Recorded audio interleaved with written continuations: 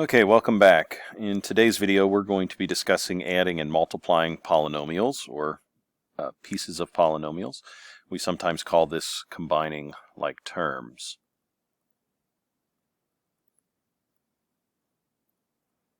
And this is a skill you've undoubtedly practiced in Algebra 1. We're going to take today to run through a few different examples so that you can see how this technique can be used here in Algebra 2. So we'll start with adding and subtracting. A monomial, or term we sometimes call it, is a combination of coefficients, variables, and or exponents within a polynomial. So mono meaning one or single, we're talking about a single component or single term within a larger polynomial which contains multiple terms. Polynomials in general can be summarized as a sum of monomial terms. So if I had a bunch of monomials or terms pulled together and separated by addition or subtraction signs, we would call that a polynomial. When two or more polynomials are added together, we do so by combining like terms. Or in other words, monomials that have the same variable, same letter as our variable, and the same exponent. So if you look at this image over here, we had been talking about bases and exponents in the last video, just a to the fourth, where a is our base and 4 is our exponent. If I were to introduce a coefficient or a numerical component in front of the a, this has now created what we call a monomial or a term within a polynomial. So with this coefficient, we're going to treat like it's its own number, and it can be treated separate from the base and the exponent when it comes time to multiply, and it'll be acting as a counter, if you will, when it comes time to add. In this first example, we had a polynomial plus another polynomial. So what I've done here to show my work is the following. I'm going to start off by dropping the parentheses in this first group. There's no coefficient or anything that needs to be distributed in, so I'll drop the parentheses and call this 3a squared plus 5a. And then similarly in the second polynomial we can drop the parentheses because again there's nothing that needs to distribute in. But what I have done differently is I've moved this negative 7a to the front and put 6 at the end. This allowed me to recognize two like terms that are right next to one another.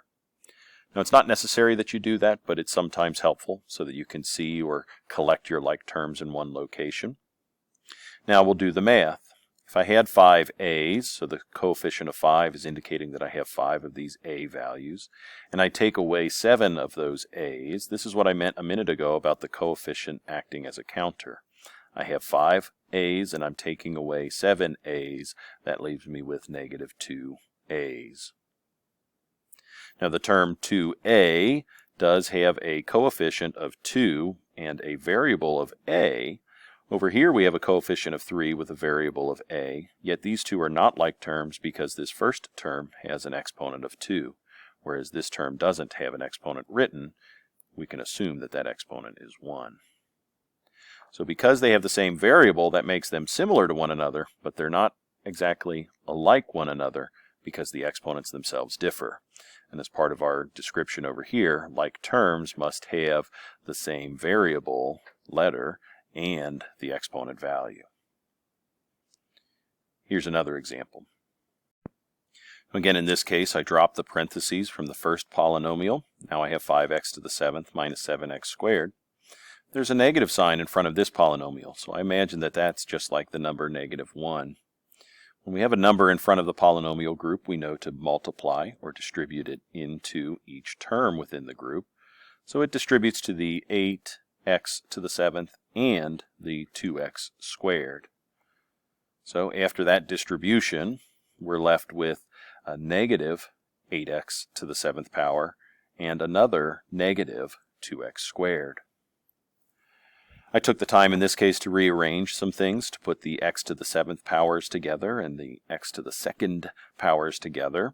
These like terms are now next to one another and easy to combine, and these are easy to combine as well.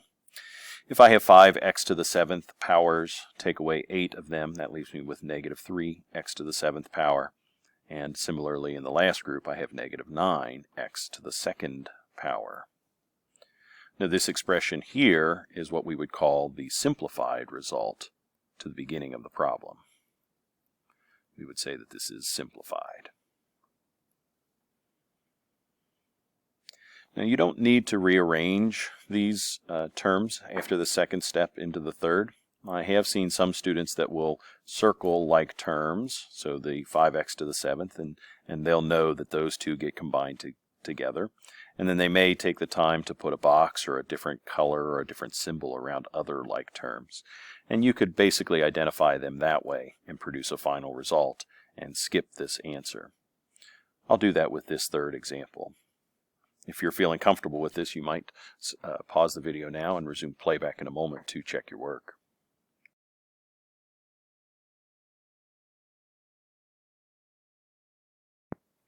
So rather than circling or putting a box around like terms, I used my highlighter to highlight terms that are like one another, and I used different colors for each group. I've also seen students do this after they find a group that are alike one another and they combine them. In this case, 1x cubed, take away 3x cubed, leaves us with negative 2x cubed. They'll cross them out after they've been used, and that helps them stay organized as they work through this problem. Similarly, negative 5x plus 1x leaves us with negative 4x, and this 9 has no like terms to combine with, so we'll leave that as part of our answer. And this trinomial, as the result, would be a good solution for the simplified form of the original problem.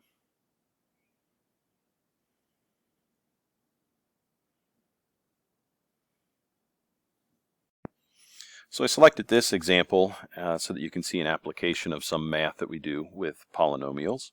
One of the first things that I think we should do in any word problem is identify our variables. What letters can we use to represent our unknowns? Well, our unknowns are how old Pam and Jody are.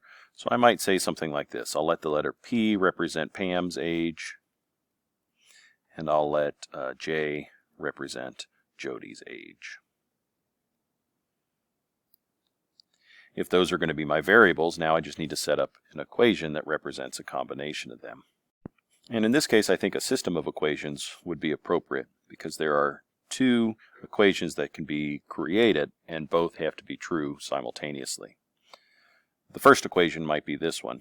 Since Pam is 3 times as old as Jody, we can say something like this. Pam's age, P, is the result of Jody's age times 3. So we can type J times 3 or write 3 times J. At the same time, in 5 years, so if we add 5 years to Pam's age, she would be twice as old as Jody is. And I think that means that she'll be twice as old as Jody is after the 5 years has passed as well. So we can make this claim, that Pam's age plus 5 would be equal to 3 times whatever Jody's age plus 5 is. Sorry, not 3 times. In 5 years, she's only going to be twice as old, so 2 times Jody's age plus 5. So if we move forward 5 years, Pam ages by 5 and Jody ages by 5. But at that point, Pam's new age is only going to be twice that of Jody's new age.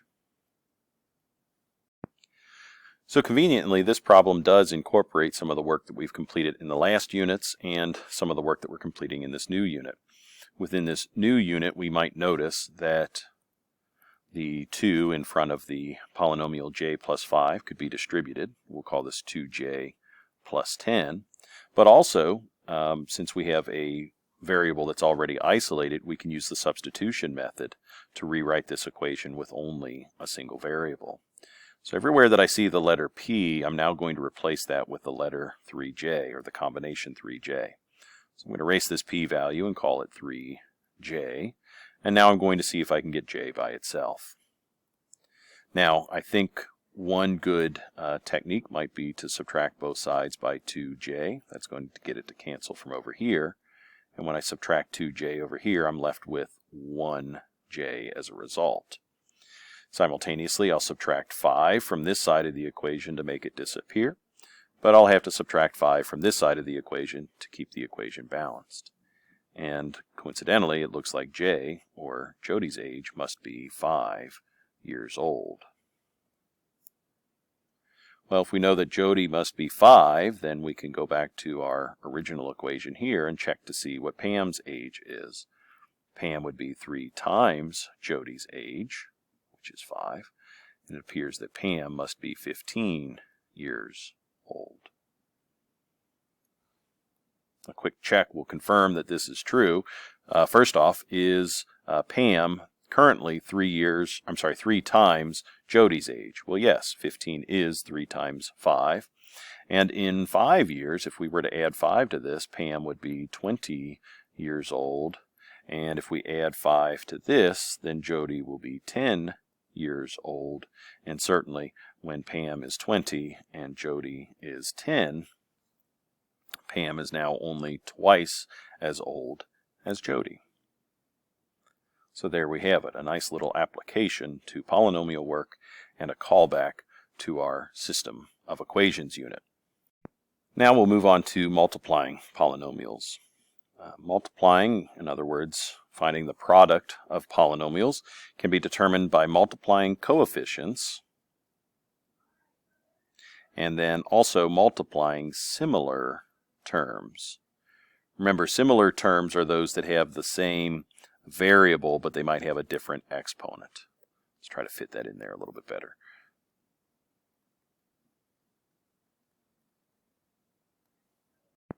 So we multiply coefficients with coefficients in similar terms following our law of exponents. Remember, again, terms are similar if they have the same base or same variable, but they may have different exponents. They don't have to have different exponents, but they might. So often when multiplying polynomials, we'll use the distributive property of multiplication over addition. Nothing real fancy about that. Most of us know the distributive property already. We'll distribute that into a set of parentheses. But we'll only do so when we've got terms separated by addition signs. And we'll use that distributive property to complete the product of polynomials if needed. So here we go with example number 5. We have coefficients that will multiply together, and we have similar terms that will multiply together. For those of you that were asking for clarification on this in class, I had mentioned that there's another way that we can rewrite this, and this has to do with the commutative property of multiplication. Technically, all of these components are multiplied together, so it would be okay if we wrote 3 times 6 and then multiply that result by a squared times a to the 4th. And similar to how we added our terms earlier in this video, we can now multiply terms with one another quite easily. The 3 will multiply by the 6 to create 18. The a squared times a to the 4th creates a to the 6th power because we're adding the exponents when the like bases are multiplied together. Rearranging these terms is not necessary, however. Take this example under consideration. Now I've got a group 4a to the 3rd power times b, all of that raised to the 2nd power. And we could use the power to a power rule to simplify this, but I'd like to illustrate it in a slightly different way. We'll write 4a cubed times b. That group multiplied by, again, 4a cubed times b. We have one term that's multiplying by itself because of that square exponent. We don't need those multiplication signs if we don't want them. Now again, we should recognize that coefficients multiply by coefficients, like terms, or I should say similar terms, multiply by similar terms, and we've got 3 different sets of multiplications that can occur here. If your mental math is on point, then you can do this without showing any additional steps. I know that 4 times 4 produces 16. A cubed times a cubed is going to produce a to the 6th. Again, we're adding the exponents when the bases multiply. And b times b can be reported as b squared.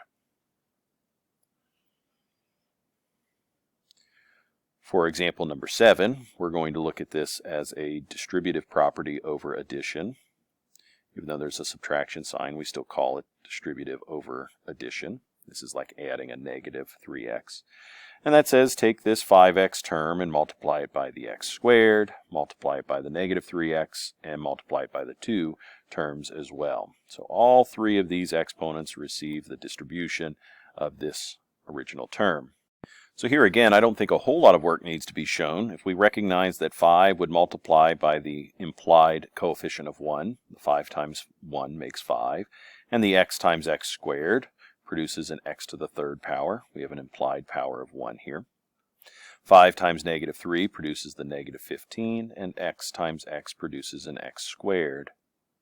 Finally, 5x plus 2 produces 10x. I think this is a good result for number 7. Now, number 8, on the other hand, this is where things get a little bit tricky, and this is where we live in our Algebra 2 world quite frequently in this particular class. Distribution is still going to be used here. I might sometimes in class call it double distribution, because truth be told, we have 2 terms at the beginning that must be distributed to the second polynomial. If you were to cover up this first term, this distribution looks like it makes a little bit of sense. We have a 2 that's got to distribute to the x, and a 2 that distributes to the 5.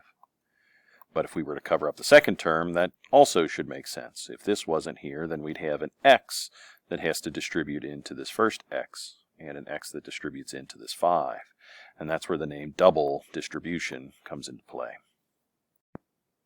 Very often you'll hear this double distribution phrase replaced with the term FOIL, and FOIL is an acronym that stands for first, outside, inside, and last. The word first, or the letter F in the FOIL acronym, reminds us that the first thing we need to do is multiply the first numbers in each binomial. So we have a number x and a number x here. Those will multiply together first to produce an x squared. The outside term describes us that on the outside, on the outer edges of this pair of binomials, those need to be multiplied together as well. That's going to produce a 5x.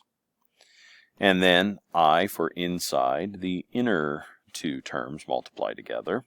We'll call that positive 2x. And then finally, the last 2 terms multiply together. The numbers that are in the last position of both terms have to multiply together as well. Let me slide this over here.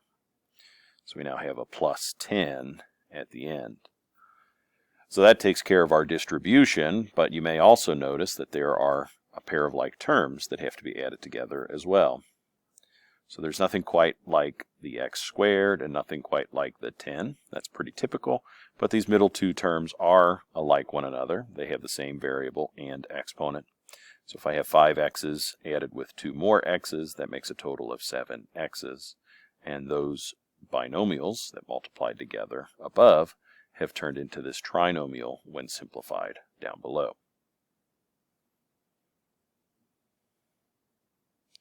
So I feel like that's a pretty comprehensive set of examples, similar to what you'll see in your Math Excel assignment this week for the beginning few questions. Let's go ahead and finish out this video with one more application in terms of a word problem.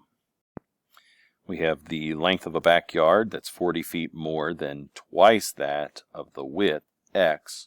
Express the area in the backyard in terms of x.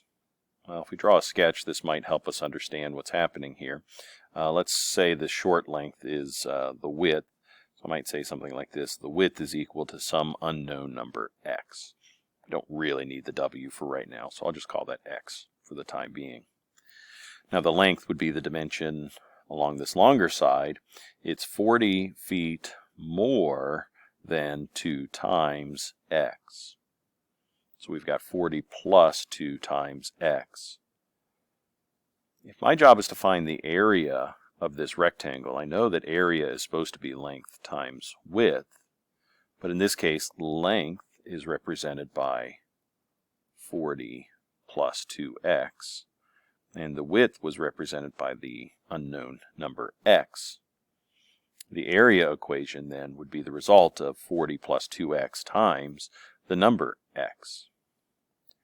I don't really need the parentheses here, and this may look a little bit unusual, having a coefficient at the end of a parenthesis group, but the math performs just the same way as before.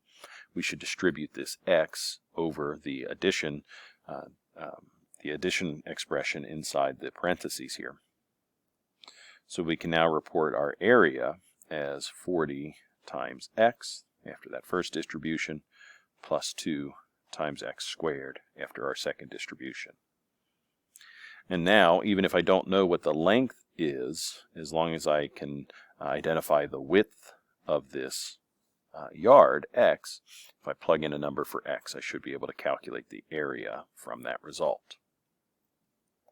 This is particularly helpful when we get to problem solving using quadratics a little bit later in this unit. So understanding how to create this quadratic equation and then ultimately learning how to simplify and solve the quadratic equation, I think that's going to put us in a pretty good position moving forward. Hope that clarifies some things for this course. If you have questions, please let me know, and I'll do my best to answer them. Thanks for watching.